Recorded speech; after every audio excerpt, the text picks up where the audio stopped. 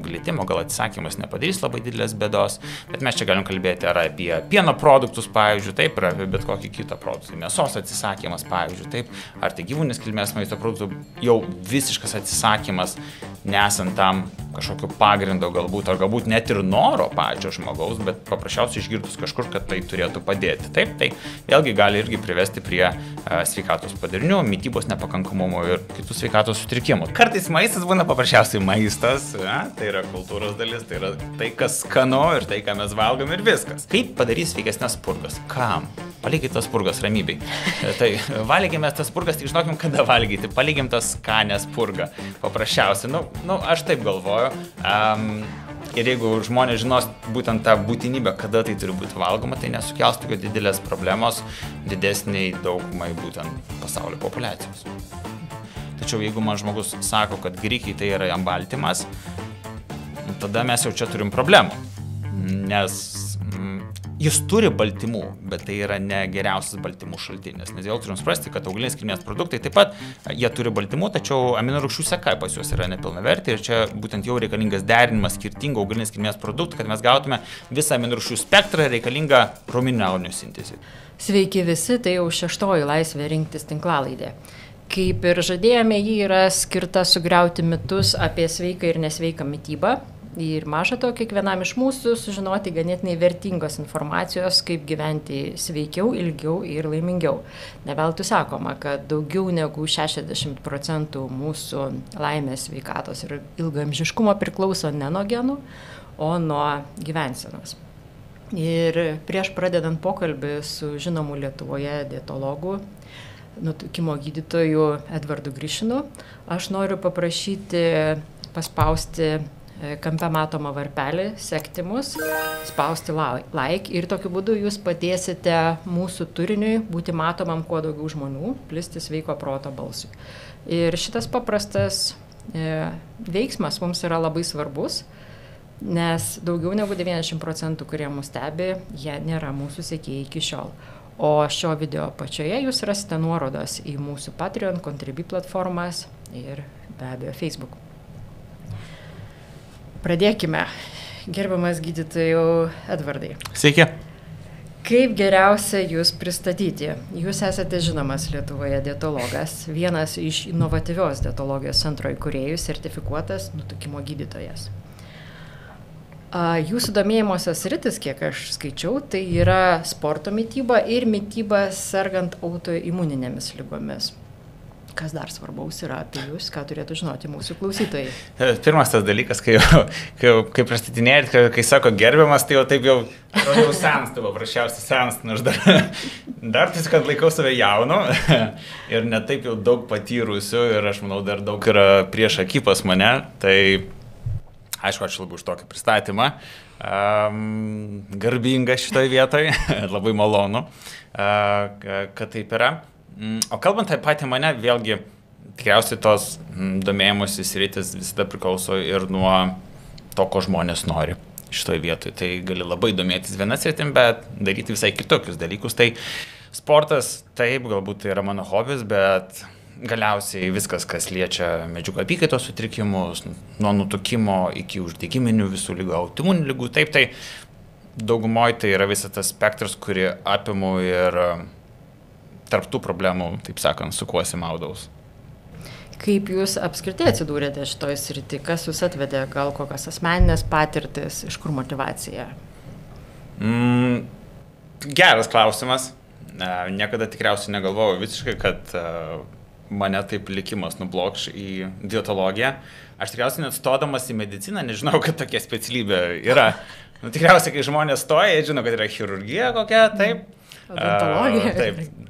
Būtent taip, tai galbūt endokrinologija kokia yra, bet nieks nežino, kokios yra dar tokios, tarp jų tokios galbūt mažesnės ir netokios populiarios specialybės. Žinoma, dabar ta specialybė tikrai gauna pagreičio ir tas populiarumas ir jos svarba prevencinėje medicinoje ir mūsų tradicinėje medicinoje tikrai didėja ir stiprėja. Bet tikriausiai paprasčiausiai suėjo viskas nuo to, kad buvo ir asmeninės patirtis, o kartu ir pamačiau, kas tinka mano gyvenimo būdui, kas netinka. perėjęs tam tikras specialybės pačioje medicinoje ir taip susiklosti kažkaip, kad išsirinkau būtent ją ir nekarto tikriausiai nesigailėjau, kad tai padariau. Kaip suprantu, sportuojate, ką sportuojat? Bendras fizinis aktyvumas, mankštos. Ir kokią mitybą pats savo taikote? Kartais galiu pavadinti save batsiuviu be batų. Tikriausiai daugumai žmonių tinka šitas pasakymas, ypač kai norisi padėti daugumai žmonių, tai tu lieki paskutinį vietą šituo aspektu. Ir kažkada pradedi galbūt prisiminti apie save, kai skauda, ar jau yra diskomfortas, tai būna, pripažinkim tą dalyką. Bet galiausiai, kalbant apie patį mane, netaikau savo, tikriausiai, jeigu mes kalbėtume apie mano mitybos stilių bendrai, jis nesueisi kažkokį bendrai, kad ir kokį kraštutinumą, apie ką mes galėtume kalbėti. Aš nesu nei vegetaras, nei veganas, nei valgau tik gyvūnės kilmės maistą. Jeigu galėčiau, valgyčiau, bet nevalgau. Taip, mano vis tiek mityba yra pilnavertė, aš neturiu didelių apribojimų maisto atžvilgių, aš daugiau esu nustatęs savo tam tikras taisyklės, kada aš ką galiu valgyti ir atrinkęs tai, kas tinka man, tiek iš fiziologinės pusės, tiek iš psichologinės pusės, kad ilgoje perspektyvoje būtų tęstinumas mano veiksmų, kas galiausiai yra svarbiausias aspektas, kad ir apie kokį mes mitybos stilių bekalbėtume. Žodžiu, svarbiausia, jeigu mes pasirinkome tam tikrus principus, kurie mums yra geri, tai ne nuo pirmadienio iki antradienio šitą laikytis, bet tiesiog kiek įmanoma ilgiau ištempti su šitą. Čia svarbus pastebėjimas, kai jūs pasakėt, nes jūs paminėjote kultūrą, bet nepaminėjot maisto. Dažniausiai žmogus renkasi maistą, bet ne principus. Čia dar vienas aspektas labai svarbus, kad ir ką pasirinksi, nesirink tik maisto produktą, pasirink dar ir principus, kas guli po to maistu. Taip, tai visa kultūra, kas su to kartu eina. Geras pastebėjimas. O kaip jums apskritai sekasi skleisti žinią apie galimybės gydytis maistu? Ir nes vis tiek mes dažnai matome žmonės, kurie mano, kad tabletės yra efektyviau negu gyvensena arba mityba, jo labiau net ir nuo nutukimo jie irgi ieško tablečių pirmiau, o ne maisto. Tikriausiai šiam momentui tabletės bus efektyviau, greičiau, paprasčiau, ko mes ir visi norim. Čia ir dabar greito rezultato. Ir aš neatmetu jų būtinybės. Vėlgi yra tam tikri lygiai, kada koks gydymo metodas gali būti skirtas. Kol visa prevencinė medicina ne visada lydės žmogų, ar jam reikės vartoti vaistus ar ne, bet tikrai yra situacijos, kada to neužtenka ir čia ateina jau ir medikamentinis gydymas. Negalime to nublokšti iš šono, sakyti, kad jis nėra reikalingas, nes bus labai blogai ir tai, kad maistas gydo, ne visada jis pagydo. Kartais maistas lieka paprasčiausiai maistas, džiaugsmas ir kultūrinis potyris, bet ne visada jis turi gydyti šitoj vietoje. Jis prisidės prie gydymo galiausiai. Tačiau mes negalim jo sulyginti tiesiogiai su vaistu šitoj vietoje, nes tai tik maža, taip sakant, dėlionės dalis. Kalbant apie visą mūsų gyvenimo būdą, kuris galiausiai bus svarbus. Žmogus gali labai taisyklingai valgyti, tačiau daug dirbti, padėti žmonėm, tačiau taip pat vakare grįž namo, jis rūkys ir gers, kas dažniausiai nublokš viską, ką jis stengiasi padaryti. Taip, jis gali riboti save kalorijomis, gali daug sportuoti, nes prasdamas, kad viskas tai sukelia dar didesnį uždegimą, privedė prie valgymo sutrikimų ir dar labiau pablogina jo sveikatą. Tai visur yra kraštutinumai, kuriuos žmonės labai mėgsta ir dievina. Būna arba juoda, arba balta, taigi nebūna viduriuko kažkokio šitoj vietoj. Ir čia dar viena blogybė, kalbant apie visą, taip sakant, tą prevenciją ir apie pavadinimą maisto vaistų. Taip, tai yra kur kas daugiau. Taip ir negalima taip tiesiog išsireikšti, nes po to slypi, taip sakant, ilgi tomai, ilgos Biblijos žinių, kurias reikia žinoti, kad mes taip galėtume pavadinti maisto produktą. Tai kodėlgi šiais laikais tiek daug alergijų ir atrodo, kad jų daugėja sulig kiekviena diena, nuo vaikiško amžiaus iki suaugusių žmonių? Iš tikrųjų, tai bus kombinuotas dalykas. Tai vienas dalykas, aišku, mūsų aplinka ir mūsų, taip sakant, oras nėra geriausias šiais laikais. Tai vienas dalykas. Kitas dalykas, genetinė medžiaga taip pat linkusi kisti.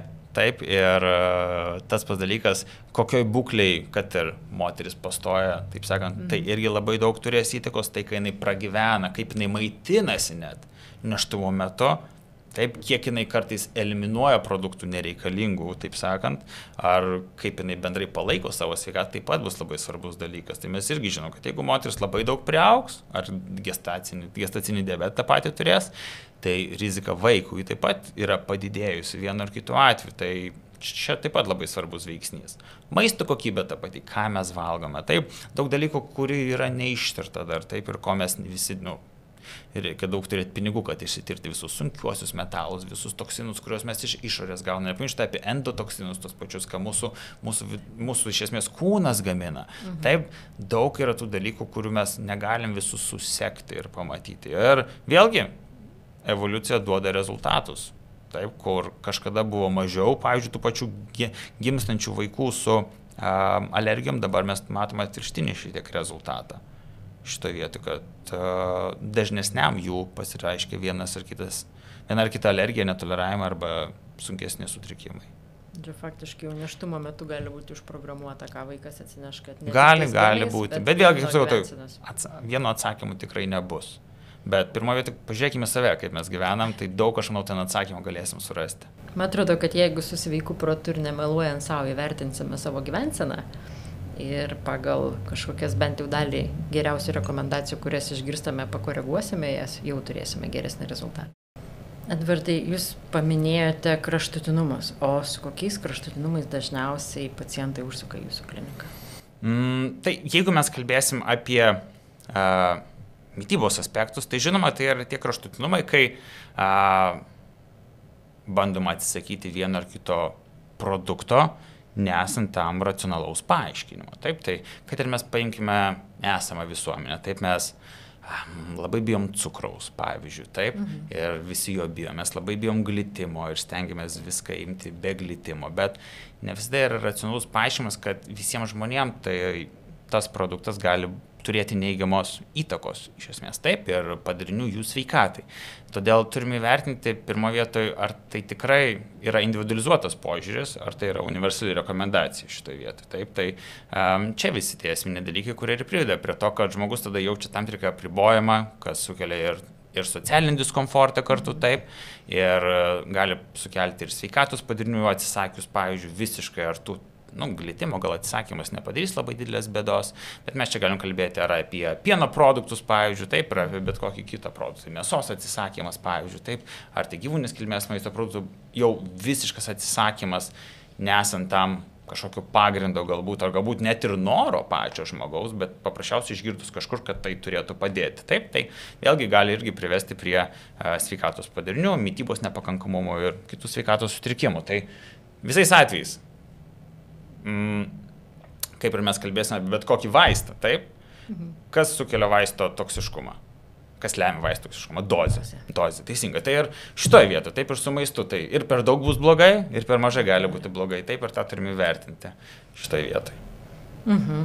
Ir dabar, kiek teko irgi su dietologais, dietistai šiek tiek bendrauti, sakoma, kad žmogaus mityba iš tikrųjų gerokai individualizuota šiais laikais ir turėtų būti parenkama pagal jo diagnozes. Ir kokiais atvejais, kokiom ligom sergant, gal keletą pavyzdžių galėtumėte paminėti, kada yra itin svarbu laikytis tam tikro mitybos plano, ar tai apribojimo, ar tai papildymo kokio nors? Pirmas dalykas, kad ne visi turi diagnozes. Tai galbūt tada, ką tada daryti? Klausimas kyla. Tai kartais maistas būna paprasčiausiai maistas, tai yra kultūros dalis, tai yra tai, kas skanu ir tai, ką mes valgom ir viskas. Bet aišku, yra tam tikri sveikatos sutrikimai, kur galbūt jau tam tikra dietoterapija, mitybos korekcija gali būti svarbi ir daug tų įvairiausių pasirinkimų yra. Mes galim kalbėti apie, pavyzdžiui, kad ir vyresnio amžiaus žmonės, pas kuriuos gali būti ir osteopenija, taip, kaulinių audinių retėjimas, kur raumeninių audinių kritimas, taip, kur daugiau galbūt baltymų poreikis bus didesnis šitoje vietoje. Mes galime kalbėti apie, pavyzdžiui, uždegiminės žarnų ligas šitoje vietoje, kur jau didesnis fruktoligų, sacharidų suvartojimas gali sukelti diskomfortą, taip, kur didesnį glitimo pieno produktų suvartojimas gali taip pat padidinti būtent uždegimą mūsų virškinamojo trakto žarnyno. Mes galim kalbėti apie kasos uždegimus, skrandžių uždegimus, kur tam tikrų produktų būtinas ir ribojamas, bakterinės lygos, kur reikia atsižvelgti į angliavandenių cukraus suvartojimą, pavyzdžiui. Taip, tai labai daug individualumo yra, kur kažkur reikia atimti, vice versa, kažkur galbūt reikia pridėti šitoj vietoj, taip, kad ir mes kalbėsim apie, kas sausį populiaru yra mytybai. Tai šitasgi augalinis sausis. Tas yra tiesa. Ir aišku, detoksikacijos visos, taip. Ką žmonės daro, detoksikuoja. Sausį žmonės detoksikuojasi visi. Taip, ir mes visada galvom, tai ką čia iš mytybos išmesti, Vice versa, vis tai aš paklausiu, o ką aš galiu pridėti. Taip, kaip mes pagerintume detoksikaciją. Tai daugiau vandens vartodami, nes nesuvartojame. Taip, tai pasirūpinkim savo skysčiais. Taip, suaktyvinkim limfotaką, kaip judėdami fizinis krūvis, mums čia labai svarbus apie tą dalyką pamirštum. Mes pamirštum, kad kepenyse, kad detoksikacija vyksta. Neužtenka silimarino pavartoti ar ramunėlio arbatos pagerti. Detoksikacija vyksta labai sudėtingais procesais ten, pradedant nuo oksidacijos redukcijos iki gliukuronizacijos ir visų kitų šalinimo procesų, kur ir aminorūgštys reikalingos, ir vitaminai, B grupės vitaminai, cinkai, riebaluose tirpus vitaminai, gliutationas tas pats reikalingas. Daug medžiagų yra reikalingų, kad detoksikacija vyktų. Ir jeigu pas mane ateina žmogus, kuris bendrai yra daug streso turintis, mažai valgantis, svoris auga, jis nieko nesupranta, ką daryti, tai jeigu aš dar išimsiu iš jo mytybos daugiau, bet vice versa neatstatysiu balansų, kad visi procesai gražiai vyktų, tai aš nieko gero nepasieksiu šitoje vietoje. Tai faktiškai norit pasakyti, kad būna atveju, kada žmogus tunka nuo streso, praranda gaunamas medžiagas, kas čia darėsi? Tai, kad svorio užsilaikymas, tai buvo dažniau ir skysčių užsilaikymas, bet galiausiai supraskim, kad tas pats lėtinis stresas, jis taip pat prie to priveda, kad mūsų riebalinis audinys tada saugus lieka. Raumo krenta tik šitoje vietoje. Tai ir gaunasi, kad mes su savo raumeniu žaidžiam pavalgydami, nevalgydami, o riebalinis audinys taip ir išlieka pas mus galiausiai vietoje. Tai turime atkreipti tą dalyką individualiai į žmogų, taip, ko jam reikia, ar išimti kažką, arba atvirkščiai papildyti. Ne? Ir kokiu laikotarpiu mes tai padarysime. Taip, ar mes duosime mėnesį, sakysim, eik detoksikuokis, iš esmės, ar mes pasakysim, tai trumpas, taip sakant, trumpa intervencija, padarom taip, po to grįžti gražiai į savo gyvenimo būdą. Taip, daugiau yra mokslo tame, negu paprasčiausiai sėsti ant grikių dietos ir tikėtis laimės šitoje vietoje. Nes iš tikrųjų, tai sako, pavalgyk 3 dienas obuolių, pavyzdžiui, ar kažkokiu tais grikių vien tik tais, ar ten dabar mada nauja, man atrodo, 8 kiaušiniai per dieną ir viskas jau sveikas būsi. Mono dietos visada buvo veiksmingos. Tai kad ir ką duosi, jos tikrai yra veiksmingos. Kodėl? Kūnai nereikia daug virškinti. Ne? Jis turi vieną produktą, kuris turi suvirškinti. Tai labai greitai prie to priprantama, žmogus gerai jaučiasi. Šiek tiek tokios apatijos maisto atžvilgių atsiranda, nes neįdomu tą patį valgyti. Ne tik, kad neskanu, neįdomu. Žinote, džiaugsmo nėra. Čia tas pats, kas palyginti grikius su druska valgyti visada yra skaniau negu grikius be druskos šitą vietą. Ne, tai klausimas kyla, ar priklausomybė yra cukrui ar druskai? Geras klausimas. Čia yra tas geras klausimas, taip. Makaronų irgi be padažo nieks nevalgo šitą vietą. Kokia prasmė? Exactly. Būtent prie ko aš ir vedu šitą vietą, kad ar mes kalbėsime apie priklausomybės cukrų ar kažko, tai jeigu duosiu žmogui gryną angliavandenį cukrų valgyti, jis nevalgysiu, nes neįdomu, nes skanu. Bet jeigu jau yra angliavandenis su riebaliuku, visada bus skanu. Turi kažkokį tais užtaisą. Taip. Pernai pasirodė labai daug mitybos reitingų, tiesiog didieji media portalai paskelbė nuo Forbes iki CNN, BBC, Amerikos širdies asociacija ištransliavo savo žinią, kad dieta numeris 1 pagal naudą mūsų sveikatai visgi yra Viduržemio jūros dieta. Ką jūs apie tai manote?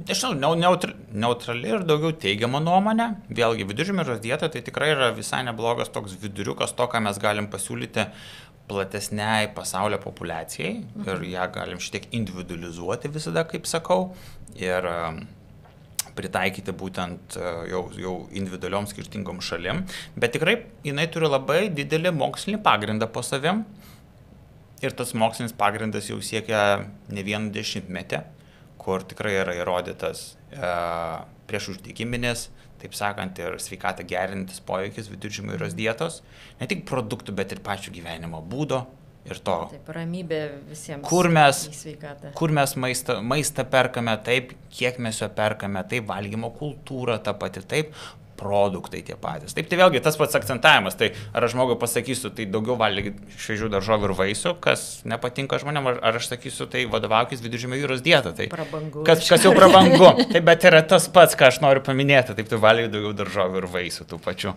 vėlgi prie to pačio grįžtant. Tai tikrai efektas besilaikant Viduržemio jūros dietos apima mūsų visą kūną. Čia mes galim kalbėti apie neurodegeneracinės ligas, čia mes galim kalbėti apie onkologinės ligas, taip, nes tikrai turi ir antiapoptotinį poveikį. Ta pati Viduržemio jūros dieta, jinai labai yra naudinga žmonėm, kurie turi didesnį riziką sirgti širdies ir kraujagyslių ligom, taip, cholesterolį mažinantį poveikį, jinai taip pat turi svorio kontrolį, taip pat visai neblogai, jinai sueina dėl savo didesnio polifenolių, skaidulų, būtent kiekio, taip pat didesnio baltymo suvartojimo. Šituo atveju tikrai jinai gali būti irgi čia labai naudinga. Todėl irgi tas praktiškumas Viduržemio jūros dietos tikrai yra didelis. Ir tai, jeigu va taip universaliai mes sakytume, tai kokios dietos aš turėčiau laikytis, tai tikrai va tas pasakymas, tai bandykim laikytis Viduržemio jūros dietos, būtų visai neblogas pasirinkimas žmogui. Pastaruoju metu itin populiarėja keto mityba, mėsavalgystė ir kitokie mitybos planai pagrįsti baltymų didesnių suvartojimo. Kaip Jūs manote, kiek jinai iš tikrųjų yra sveika ir kokiais atvejais visgi reikėtų pasisaugoti tokių pasirinkimų? Na, ketogeninė dieta ir jau tas carnivore diet, mėsavalgystė, šiek tiek skiriasi, bet dažniausiai tų pačių tikslų žmonės siekia. Daug, aišku, tai yra išpopuliarinta socialinės medijos, ypač yra mėsavalgystė visa išpopuliarinta labai socialinės medijos. Yra tam tikrų žmonių, kurie tikrai ilgą laiką laikėsi jos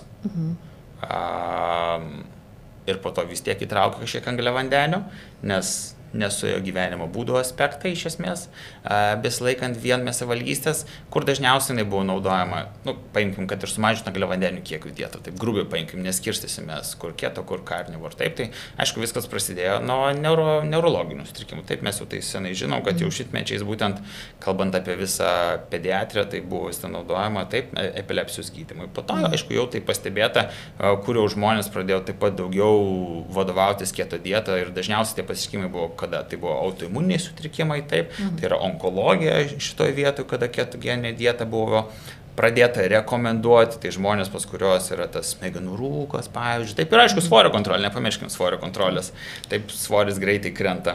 Bet tada ar krenta riebalas, ar apie tai jau niekas nekalba, iš kur mes galim žinoti. Nieksgi neseka, kas krenta. Krenta tik svoris ant svarstyklių, taip, tai tik mūsų trauka link žemės, taip sakant, kinta šitoje vietoje. O jau kas krenta, ar tai skysčia riebalinis audinys, ar raumeninis audinys? Klausimas, tikrai klausimas. Tai va, tai ketogeninė dieta čia tikrai turi savo pranašumų ir kartais jinai pasiteisina taip pat, kas iki šiol mokslinių tyrimų daroma daugiau, kad būtent tas griežtesnis kalorijų apribojimas tikrai gali turėti naudos žmonėm, kurie serga neurodegeneraciniam ligom. Šitoje vietoje čia mes galim kalbėti nuo depresijos, šizofrenijos iki to pačio Alzheimerio, taip, nes dažniausiai vėlgi, kas yra matoma, kad visom šitam neurodegeneraciniam ligom būdingi tokie požymiai kaip padidėjęs uždegimas, oksidacinis stresas, neuromediatorių disbalansas ir taip pat gliukozės hipometabolizmas. Taip, tai sutrikusi gliukozės apykaita šitoje vietoje yra stebima, kur va būtent ta keto dieta, kuri duoda alternatyvų energijos šaltinį mūsų centrinė nervų sistema, gali būti naudinga. Vis dėlto, kaip sakau, tai nėra universali rekomendacija šitoje vietoje. Ir jeigu jau kažkas vadovaujasi tokiais principais, tai aišku, turiu jau vadovautis jais po specialisto priežiūrą. Ir tai nėra, kaip sakau, universalus atsakymas. Kaip sakau, čia tik žmogaus yra pasirinkimas ir ką mes matom iš esmės, kad ir kokią mes dietą paimsime ir paieškosim studijų, mes rasim, kad jinai ir ten veikia. Tai nepamirškim to aspekto, kad mokslas sako, įrodyti galima bet ką. Būtent, įrodyti galima dabar bet ką ir mes tikrai tą galim įrodyti, nes galiausiai, kad ir mes kalbėsime apie svorio kontrolę, kas bus geriau, ar pilnavertinė mityba, ar ketogeninė mityba, taip, tai galiausiai vienas dalykas, kuris sujungs juos ir bus teisingiausias, tai yra kalorijų deficitas. nuo jo vis tiek mes nepabėgsim šitoje vietoje. Paprasčiausiai galbūt, kodėl mes dažniau matom su ketogeninė dieta greitesnius rezultatus, kad ir per visas studijas, ką mes matom, tai todėl, kad lengviau ją sukontroliuoti. Mes daug išmetam produkto, žmogui pasirinkimas nėra didelis, tai rezultatas efektyviau matomas, nes žmogaus rizika padaryti klaidą yra mažesnė galiausiai, negu žmogui, kurį tu duodi viską valgyk, tik kalorijas ribok, jam sunkiau jau būna. Tai kartais ir dėl to dalyko mes greičiau ir efektyviau galim pamatyti būtent rezultatus, laikantis griežtesnės eliminacijos šitoj vietoj. Kur dar keto dieta būtent yra tokie, kaip sakau, atveju analizės, kur keto dieta ir sumažino angliavandenių kiekio dieta gali būti naudinga, kai yra uždegiminės žarnų ligos. Vis dėlto, ir socialiniai medijai apie tai kartais išgirstu, vis dėlto čia jau reikia atsargiai būti su tokiom mažesnio angliavandenių kiekio dietom, nes, kaip sakau, lazda turi du galus. Kažkam galbūt padėjo kaip vieno atvejo analizė, bet kitiems žmonėms gali pakenkti šitą vietą. Tai čia turim būti... Čia jau reikalingas specialistas. Būtent, todėl sakau, kad mes perskaitymą atvejo analizę nedarykime iš ankstinių išvadų, kad tai gali tikti ir man, paprasčiausiai. Supratau. Vaikai ir sveika mityba. Mes labai mėgstame perduoti savo tradicinius mitybos būdus savo vaikams, ir vaikai perima kažkiek prideda ir nuo savęs įvairiausių norų, nes vis tiek jie bendrauja su bendramžiais, jaunais ir taip toliau. Bet visgi kokios universalios taisyklės galioja auginant ir maitinant sveiką vaiką?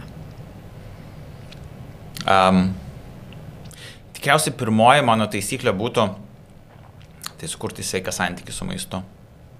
Čia tas esminis dalykas, kur senais laikais buvo valgyk viską, nes išauksi. Dabar pas mus yra tai ribok viską, nes visur yra cukrus. Aš sakau, cukrus yra gerai. Cukrus iš esmės yra blogai ir, pavyzdžiui, jeigu mes kalbėsim net apie nėštumą ir pirmus, taip sakant, naujagimio metus po gimimo, tai ką tikrai tyrimai parodo, kad apribojamas būtent to pridėtinio cukraus ir jau nėštumo metu ir per pirmus metus turi tiesiog nesąsį su mažesnė rizika sirgti ir širdies ir kraujagyslių ligom ir to pačio antro tipo cukriniu diabetu, tai tikrai labai daug. Taip, tai tėvai turi suprasti, kad jeigu mes, jeigu vaikas susirgs nutukimu, pavyzdžiui, arba turės kitų medžiagų apykaitos sutrikimų vaikystėje dėl maisto ar dėl savo gyvenimo būdo netaisyklingo, tai vėliau vien su progresinė apkrova, su fiziniu krūviu, ar vien su dieta, medžiagų apykaitos taip lengvai neatstatysi. Tikrai neatstatysi. Ir kad jis išaugs dabar, nereiškia, kad jis po to vėl neužaugs. Tai tik ne į aukštį, bet į plotį. Ne tik tai skuriame vaiką, nuo jo sveikatą, bet mes vaikystį užprogramuojame jo medžiagų apykaitą. Teisingai. Mes tikrai, vienas dalykas tai yra tai, kad taip, svoris yra svoris, tai yra fizikinis reikalas, tačiau jeigu mes jau endokrininę sistemą sutrikdysim vaiko, o tada jau jinai taip lengvai neatsistatys. Ir tada vaikas savo gyvenimą anksčiau jau tikrai turės dar didesnį riziką sirgti nutukimu, jeigu jis jau tai yra patyręs vaikystėje. Todėl apie tą dalyką mes privalome nepamiršti, kad tai, kas bus dabar, galės atsiliepti būtent jo vaikų vyresnėme amžiuje ir bendrai suaugusio gyvenime po to. Todėl tai yra labai didelė atsakomybė. Negalim paprasčiausiai paleisti vaiko valgyti, ką nori, džiaugtis gyvenimu, mes turim jį išmokyti. Va čia visa bėda tikriausiai yra stoka edukacijos. Todėl mano tas pirmas patarimas tai yra edukacija. Taip, kuo turi užsiimti ne kažkas kitas, bet tėvai dėja. Ir aš manau, tai bus ir tėvam geras dalykas, parodyti pavyzdį, tačiau ir vaikui iš esmės. Tai taip pat bus, manau, labai labai geras, aš manau, toks spyris būtent, kad suvokti ne tik kas sveika, kas nesveika, bet kodėl, kaip tai yra ir kada tai galima. Tai yra antroji dalis, tai kultūrinis dalykas. Neaišku, kas sakyti, kad niekada negalima. Yra gimtadienis, yra tortas, nėra gimtadienio, kam tortas. Ne. Logiška. Pavyzdžiui, kaip pavyzdys. Taip ir kuo mes daugiau tokių kultūrinių būtent aplinkybių sukursime vaikui, tuo mažiau reikės sakyti, kad čia yra viskas blogis. Taip, vaikas pats supras, kad yra šventė ar kažkoks įvykis, tada mes kažką valgom. Kaip per ten užgavėnės, ten spurgas valgom, pavyzdžiui. Kaip, ir visi valgo ir visam gerai, nes tai užgavėnės. Būtent, taip, tai tam tikriem būtent tokiem patiekalams, kuriems nėra alternatyvų, kur kaip padarys sveikesnės spurgas. Kam? Palikite tas spurgas ramybei. Tai valgykime tas spurgas, tik žinokim, kada valgyti. Palikim tas skanę spurgą. Paprasčiausiai. Aš taip galvoju. Ir jeigu žmonės žinos būtent tą būtinybę, kada tai turi būti valgoma, tai nesukels tokio didelės problemos didesniai daugumai būtent pasaulio populiacijos. Supratau. Labai geri jūsų atsakymai ir iš tikrųjų įkvepiantis tėvams suvokti savo atsakomybę prieš vaiką ir prieš vaiko organizmą. Mano galva yra beproto svarbu ir šitą žinią tikrai paskleisime kiek įmanoma plačiau. Ir noriu jūsų pasiklausti dėl visų stebuklingų sveikimo ir gydymo būdų maisto. Yra nemažai ir studijų, ir taip pat yra ir socialinėse tose pačiose medijose daugybė turinio sukurta apie tai, kad veganizmas gelbsti žmonių kraujagyslės ir maža to dar gelbsti ir pasaulį nuo klimato kaitos. O apskritai, ką dietologų bendruomenė kalba apie šitą mitybos būdą ir galbūt iš tikrųjų yra žmonių, kuriems tas veganizmas yra optimalus pasirinkimas? Vėlgi, mes čia nesuskirsim kažkaip žmonės į kategorijas, kam jis yra optimalus pasirinkimas, kam ne. Aš galiu savo subjektyvę save galiu pasakyti, nes čia pirštais nebadysiu į kitus. Pavyzdžiui, jeigu gyvenčiau ten, kur šilta, galėčiau daugiau valgyti daržovių tikriausiai, man net ir vaisių, man galbūt mažiau reikėtų mėsos net ir tikrai dėl to būčiau patenkintas. Tai vienas dalykas, tai tikriausiai ir aplinka kartais diktuoja, taip, koks mitybos būdas gali būti čia tinkamesnis. Kaip sakiau, antras aspektas tai yra tai, kad nėra universalių indikacijų, kada veganizmas ar vegetarizmas, kaip sakau, kaip terapinis koks vaistas galėtų būti naudojamas ligų gydyme. Šitoje vietoje, kad ir mes paimsime širdies ir kraujagyslių ligas, kalbant apie veganizmą, vegetarizmą, tai yra tam tikrų rizikos veiksnių. Jeigu yra žmonės, pavyzdžiui, kurie laikosi tik augalinės kilmės mitybos, tai yra tam tikros deficitų rizikos. Čia mes galim kalbėti apie geležies, taip sakant, stoką, galim kalbėti apie kalcio stoką, galim kalbėti apie B12 stoką, kurį dėja tik iš praturtintų būtent B12 medžiagom maisto produktų mes galime gauti, jeigu kalbėsime apie augalinės kilmės mitybą arba iš mėsos. Du variantai, iš augalų mes dėja nelabai gausim B12 vitamino. Tai ir tokių medžiagų stoka gali privesti prie didesnio, pavyzdžiui, širdies ir kraujagyslių ligų pasiriškimo rizikos šitoje vietoje. Taip, tai kad ir tai yra veganizmas, pavyzdžiui, tai neatleidžia mūsų nuo atsakomybės žinoti, o kas slepiasi po veganizmu. Nes viskas gerai yra su veganizmu ar vegetarizmu, jeigu žmogus neturi galbūt tam tikrų mitybos reikalavimų šitoje vietoje, kad ir mes paimsime vyresnio amžiaus žmogų, pavyzdžiui, taip, pas kurį jau yra stebimas rūminių audinio kritimas ir mes duosime jam valgyti daugiau augalinės kilmės maisto, tai jis dar greičiau nusilps šitoje vietoje. Taip, tai mes nepadarysim čia jokios naudos. Mes galim padaryti idealias sąlygas, bet kad padaryti idealias sąlygas, tai aš turėsiu gaminti maistą ir paduoti. Taip, būtent vyresnio amžiaus žmogui tą visą maistą. Ir tikrai kartais šiek tiek mes galim nuslysti į šoną ir nesurinkti visų reikiamų maistinių medžiagų. Tai veganizmas, vegetarizmas tai yra tikrai toks daug žinių reikalaujantis, taip sakant, dietos bendrai būdas, kur žmogus turi žinoti, kiek jis turi suvartoti per dieną, kad jis gautų būtent reikiamas visas maistinės medžiagas. Todėl atsakomybė čia yra tikrai didelė. Ir čia, sakau, tos trys didžiausios bėdos, ką aš labai dažniausiai stebiu pa žmonės, kurie pradeda vadovautis augalinės kilmės mitybą.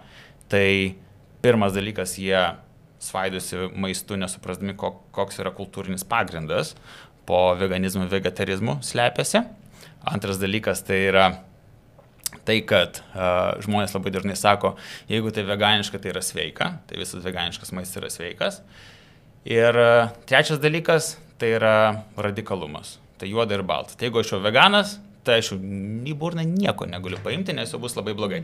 Ir šitie trys dalykai dažniausiai ir priveda prie to, kad augalinės kilmės mityba tampa neefektyvi tam žmogui, kuris ją pasirinka, nes kad ją vadovautis, reikia šiek tiek giliau pažinti, kokie yra jos reikalavimai ir ką žmogus turi daryti, kad, taip sakant, pasiektų naudą savo sveikatai, paprasčiausiai. Ir kaip nepasiklysti šitoj visoj viešojo komunikacijoje apie mitybą, nes dabar ypatingai gausu ir skaitytojai, socialinių medijų vartotojai, jie gaunasi tarsi plėšomi į skirtingas puses. Ta prasme, rinkitės tą ir būsite išgelbėti, rinkitės dar kažkokį tais būdą ir išgelbėsite ten planetą, pasaulį, vaikus, laimę ir taip toliau.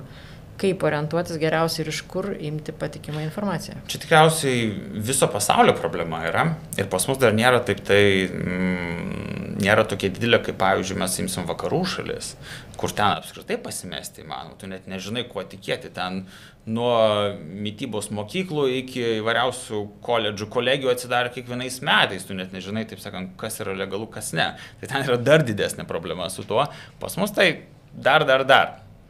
Aišku, kad ir tai, ką aš dabar pasakiau, mes rasime tam 100 kontrargumentų, nepamirškime to aspekto. Tai, žinote, jeigu gydytojo dietologo, kaip galvojat, koks yra dažniausias gydytojo dietologo atsakymas į bet kokį klausimą, kurį užduos bet koks žurnalistas ar bendrai praeivis žmogus? Sakysit, geras klausimas. Panašiai, aš pasakysiu, tai priklauso. Tai va, dietologija tai yra mokslas su daug atsakymų, kur visada bus, kad ir ką pagausiu, tai kiek reikia baltymų suvartoti žmogui, aš sakysiu, tai priklauso. Kaip dažnai reikia žmogui valgyti per dieną, sakysiu, tai priklauso. Tai va, ir yra tam sezoniškumas dar, žinote, jeigu mes paimsime žinote, kas kaltas dėl nutukimo, tai vienais metais tai bus cukrus, kitais metais tai bus riebalai, bet visada bus tas kintamumas taip pat. Tai klausimas gali būti tas pats, atsakymas tik skirsti, žinote, šitoj vietoj. Tai va, tai labai komplikuota, tikrai labai komplikuota.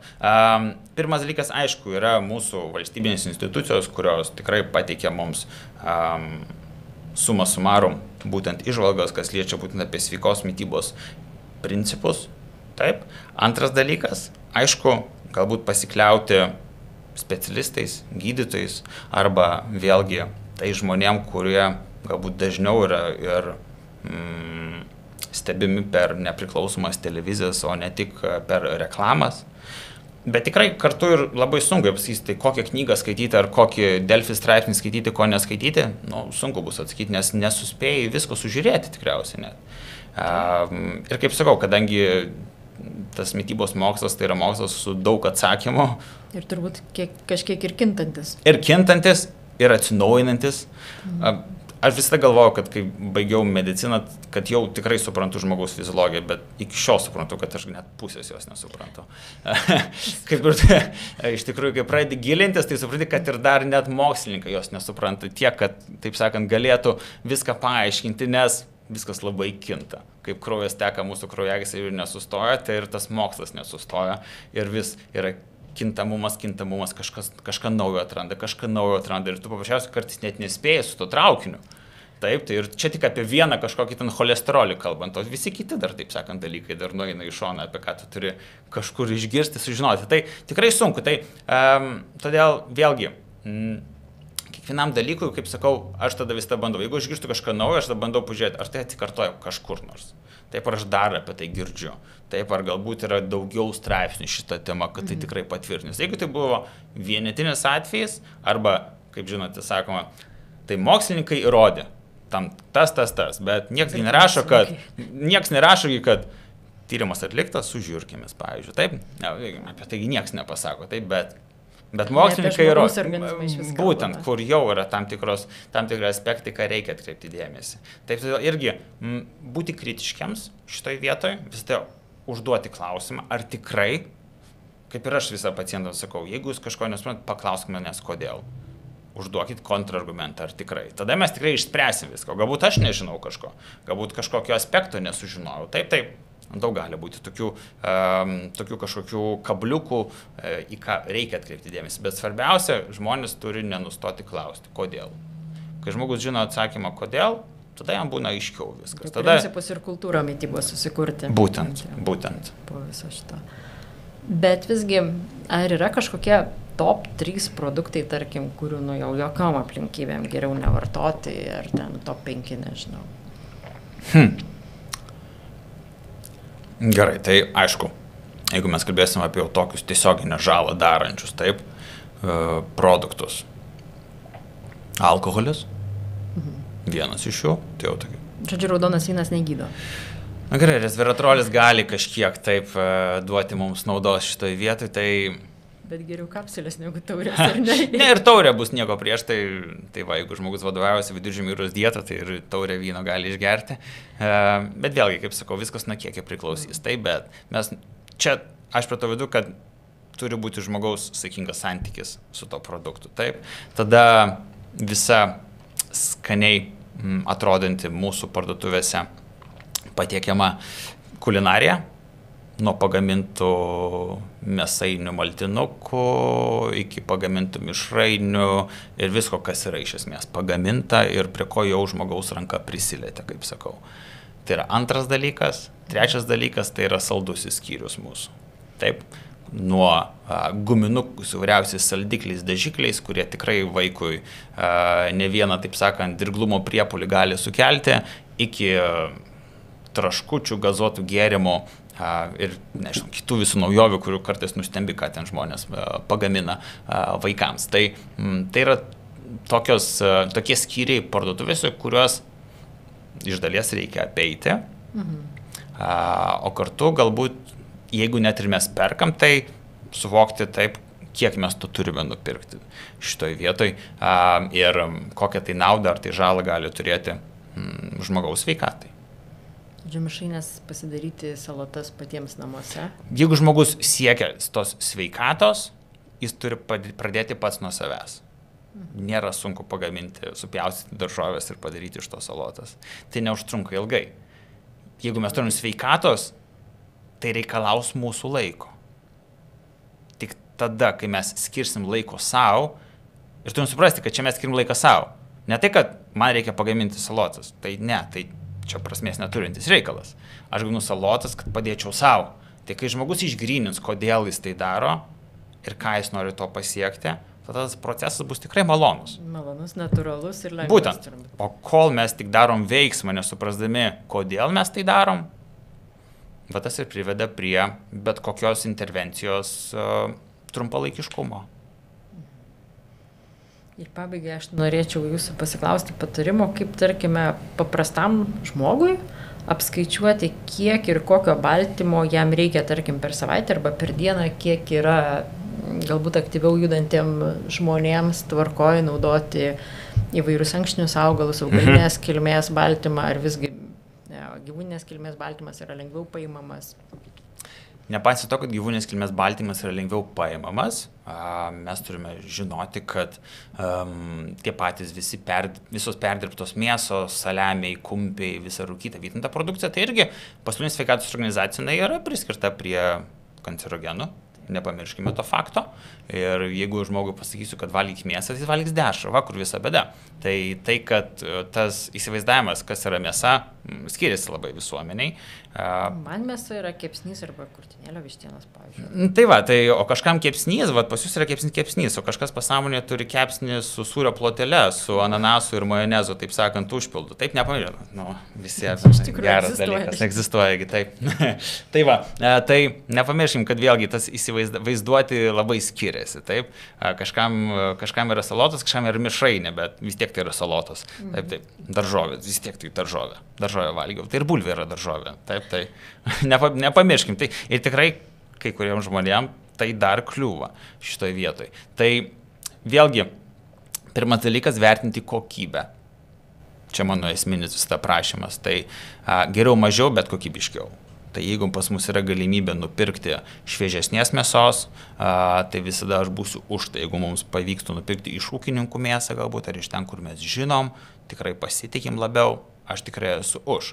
Nereikia perlenkti su baltymų suvartojimu. Mes daug apie tai kalbam, taip, jis yra labai svarbus, nes yra sunkiausiai prieinamas mano akimis, nors Tačiau tikrai reikia derinti būtent ir turėti balansą tarp gyvūninės kilmės produktų ir augalinės kilmės produktų. Jeigu žmonės yra vyresnio amžiaus, galbūt daugiau aš rekomenduočiau imti būtent iš žuvų, galbūt baltymą, kiaušinius naudoti, nes labai geras ir cholino šaltinis, ir vitamino D šaltinis. Taip, tai todėl tikrai toks super maistas mano akimis ir kažkiek baltos mėsos turėti. Taip, o kokius 30%, 40% galima paimti ir iš ankštinės kultūros, taip palaikydami įvairovę mūsų mytyboje pačioje. Nes vėlgi, mes neeiname kraštutinumus šitoje vietoje. Taip bus žmonės, kurie galbūt, kuriem nuo ankštinių pučia pilvą, tai ašgi nesakysiu, bet tau reikia valgyti tas ankštinės. Pučia pilvą gerai, tegul pučia tau tą pilvą. Svarbu baltymą gauni, į sveikatągi viskas čia eina. Ne, tada ne į sistemą mums. Tai ateina tas individualumas, bet, kaip sakau, jeigu žmogus galėtų man atsakyti, koks yra baltymo šaltinis kiekviename jo patiekale, mes jau preliminariai žinotume, kad jis nors surinks 60-70% jam reikalingo baltymo per dieną. O galbūt ir visą surinks, nežinau, čia sunku atsakyti, bet visada aš sakau, turime atsakyti, kas yra baltymas mano lėkštėje, kas angliavandenis, kas riebalas. Jeigu aš tai galiu atsakyti, tada aš tikrai įsitikinęs, kad aš surinksiu visas savo reikiamas maistinės medžiagas. Tačiau jeigu man žmogus sako, kad grikiai tai yra jam baltymas, tada mes jau čia turim problemų.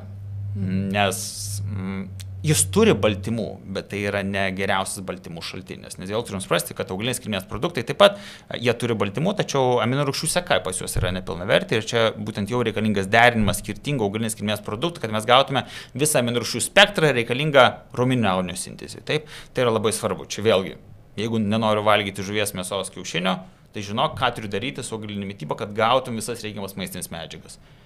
Tai, kad tu valgysi mažesnį spektrą produktų, nereiškia, kad tu neturėsi įdėti į tai dar daugiau pastangų, o tai reikalauja dar daugiau pastangų šitoje vietoje. Tai va, tai kaip sakau, jeigu žmogus gali atsakyti tą klausimą, tada bus viskas gerai. Ir nebūtinai reikia skaičiuoti. Skaičiuoti jau galbūt reikia jau tiem, kurie galbūt siekia padidinti raumeninį audinį, arba mes matome raumeninio audinio kritimą, taip matome kažkokias problemas susijusias su mažesniu baltymų suvartojimu. Bet aš labai raginu, kartais tikrai, jeigu įmanoma apsieiti be skaičiavimo, neskaičiuokime. Suvokimo turėti, kas yra baltymas, manau, turi žmonės, bet yra kitų sprendimo būdų apart skaičiavimo, kaip mes galime sužiūrėti, ar tikrai kiekvieno žmogaus mityba yra subalansuota. Pavyzdžiui, koks yra kitas skaičiavimo būdas ar subalansuota? Tada jau neskaičiavimo būdas yra. Tada jau yra neskaičiavimo būdas. Tada nors yra tas aspektas, kad mes žinome būtent, kad ir kiekvieną, jeigu žmogus paklaustų, tai kaip man žinoti, ar aš suvalgau pakankamai daržovių, tai aš paklausiu jo, ar jis su kiekvienu patiekalu gauna nors 100-105 kumščio dydžio galbūt kiek kitų daržovių. Jeigu jūs gauna, viskas valio. Tai žodžiu, 3 kartus per dieną turime gauti kumščio dydžio daržovių kiekį. Kaip ir pavyzdys, neriboju niekada daržovių, iš tikrųjų, nebent bulvės tai yra valgomus. Taip, arba ten avokado mišrainė. Žmogus kiekvienu patiekalu valgo po vieną avokadą dar ekstra. Prie visko dar, taip, tai irgi gali privesti prie neigiamų padarinių ir sakys, aš valgau sveikai, man svoris auga. Suprantama, kodėl. Tai visur turi būti tam tikras limitas. Ir per gilesnį, per atidesnį įsigilinimą, būtent į savo lėkštę mes jau suprasime, kas joje guli. Lengvai taip neatsakysi, tai ir tu ir mokslo nebūtų, ir dietologijos nebūtų, jeigu tai viskas paprastai būtų suprantama. Tai reikalingas tas individualus požiūris žmogaus ir, sakau, pašventimas tam laiko, kad mes tikrai įsigilintume ir pamatytume, ogi kas iš tikrųjų guli, tai mano lėkštėje, kasgi to kotleto viduje slepiasi, ar mėsa, ar bulka tik. Geras pastebėjimas labai. Daug ypatingai moterų Lietuvoje po 30-40 metų susiduria su autoimuniniu tiroiditu. Ir man savo pačios patirtimi teko įsitikinti, kad ganėtinai griežtas tam tikrų produktų atsisakymas, kaip antai cukraus, gliuteno, pieno produktų, kryžmažiedžių kaip pomidorų, kopūstų naudojimas tik termiškai apdorotų, davė nepaprastą poveikį savijautai. Ką apskritai galima žinoti apie autoimuninę tiroidito gydymą, naudojant dietą ir kitų galbūt autoimuninių ligų labiausiai paplitusių? Tai jeigu mes šitą sąsąją čia žiūrėsim, tai taip, jeigu mes kalbėsim apie glitimą, pavyzdžiui, šitoje vietoje, tai esmė ta, kad būdinga būtent, kas būdinga būtent glitimui ir skydliaukei, taip, kad būtent jiems būdinga yra tokia autoimuninė mimikrija, taip, kad būtent antikūnai atpažįsta būtent glitimą kaip ir mūsų skydliaukės iš esmės molekulės, taip, todėl jis atakuoja tos du dalykus. Jeigu mes daug valgom, pavyzdžiui, glitimo, tai taip, jis juos atakuos, bet kartu atakuos ir mūsų skydliaukę, dėl ko būtent skydliaukės antikūnių kiekiai dažniausiai stebimai yra padidėję. Bet matot, tai būdinga ne visiems, kol mes mechanizmą tą žinom, ne pas visus žmonės yra tiesioginis atsakas į šitą aspektą. Ir niekada aš nepradedu nuo to, kad eliminuoju glitimą ar eliminuoju visiškai pieno produktus iš mitybos žmogaus, kuris serga autoimuniniu tiroiditu, aš pirmiausia vertinu jo esamą būklę.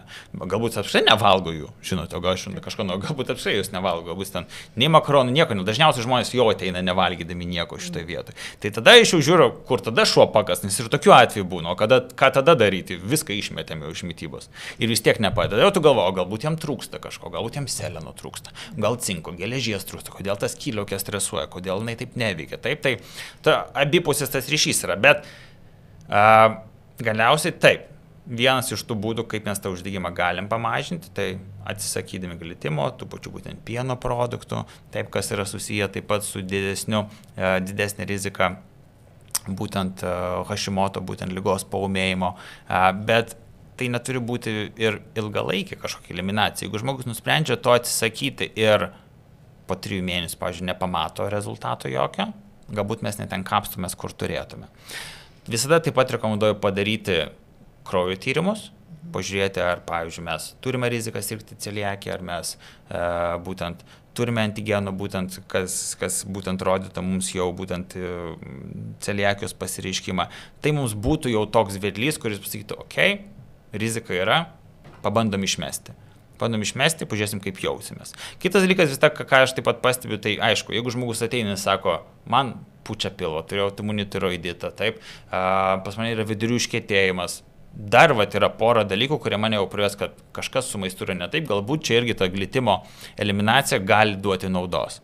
Bet vėlgi, aš daug sakau atveju analizių, aš nesakau universaliai šitoje vietoje. Tai kartais, žinote, autoimuninis tiroiditas gali paūmėti, kai paprasčiausias žmogus neišsimiega ir tai jau paskatins būtent uždegimą. Tai tokie paprasti kartais dalykai būna, o jeigu aš dar pusę jo maisto išmesiu, tai dar labiau stresam. Exactly. Būtent todėl visur bus, taip sakant, man reikalinga bus daugiau informacijos, kad aš pasakyčiau, ar aš tikrai turiu eliminuoti šitoje vietoje. Bet, kaip sakau, viena iš intervencijų tokių, tai tikrai yra būtent iš mitybos pusės.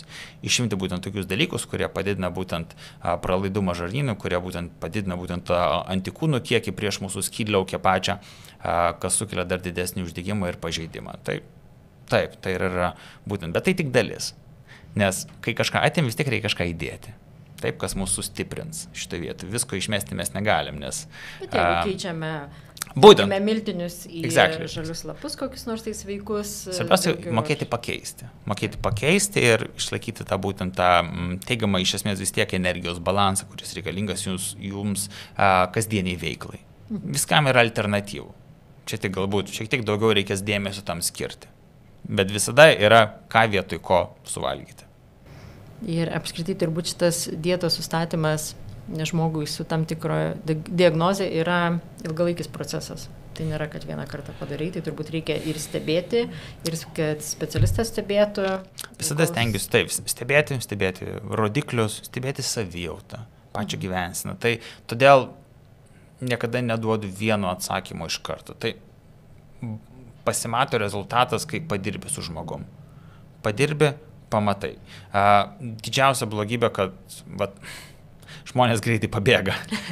Ir dažniausiai pabėga, kai nesiseka, kai pirmas savaitės būna sunkesnės, atsisakyti sunku, nes vaikam gaminu makaronus, vyrų gaminu, pati valgyti negaliu. Taip, dar turiu savo gaminti atskirai, bet negaminu savo, tai dar daugiau streso sukelia. Ir taip toliau. Tai, kaip sakau, tai tikrai yra sunkus kelias, nėra taip lengva viską atsisakyti, nes keitimas maisto, lygu keitimas gyvenimo, keitimas aplinkos ir dar kartu tai lems tai, kad tu išgirsi daug kitų nuomonę apie tai, kaip tu valgai, ko nevalgai ir kodėl ir kokią, taip sakant, nepagarbą tu kam darai. Tai dar valgymo psichologija įsijungia. Būtent, taip. Tai čia tikrai labai ilgas ir didelis procesas, kol žmogus pats susivoks, kodėl jis tai daro ir galės atstovėti savo nuomonę. galiausiai, nes tai labai svarbu. Svarbiausia turėti savo nuomonę. Užtenka, taip sakant, kartą pasakyti, kodėl tu darai, ir žmonės priims jau tą dalyką. Bet kol tu nesakai, jo galvą nuleidęs, sakai, aš čia bandau, čia kažką pataisyti, tai mūsų valgys greitai. Taip, tai tas pats, kas liečia patį nutukimą irgi. Kol žmogus tiesiai šviesiai nepasakys kažkam, aš valgau taip ir viskas, čia mano kūnas ir aš jį valdau, ne tu valdai. Aš atsinešu savo dėžutę ir sorry, nesivaišinsiu tavo vaišėmis. Antas pats, pas mane buvo atvejai, kaip žmonės prie manęs bijodavo valgyti. Ir man tai juokinga yra. Juokinga, aš maikštu kartu. Bet štai gerai, jeigu bijo prie manęs valgyti, nieko tokio. Pridengė lėkštės. Jo, tai buvo vienas tas atvejis toks. Tai va, bet vėlgi, žmogus turi visais atvejais, jeigu mes kalbėsime apie mitybą, taip žinios, bet kartu ir žmogus turi turėti tikrai daug jėgos ir turėti savo tvirtą nuomonę, nes to tikrai tai reikalaus. O jeigu jis dar ne vienas yra žmonių į jį tikinčių, tai tas procesas bus dar lengvesnis, dar paprastesnis. Ačiū Jums labai už išsamų pokalbį ir iš tikrųjų mes kviečiame skirti laiko mūsų klausytojams ne tik tais 4 valandas pjaustyti įvairius produktus, gaminti, virti, kepti ir troškinti, bet ir pasigilinti, ko jums iš tikrųjų reikia, susiplanuoti savo pirkinius, paieškoti, iš kur gauti kokybiškų produktų ir kartu su mankšta, kartu su gera nuotaika siekti ilgaamžiškumo, laimingumo, sveikatos ir energijos kiekvieną mielą dieną. Prašome mūsų klausytojų, vėlgi primenu, spauskite like, tapkite mūsų sekėjais ir komentaruose dalinkitės, ką manote apie šią tinklalaidę, apie tai, kokios temos jūs dar domina ir mes būtinai atliepsime šį poreikį. Tai kartu su gydytoju Edvardu linkime jums visiems sveikatos, sėkmės ir išminties maitinantis. Teisingai.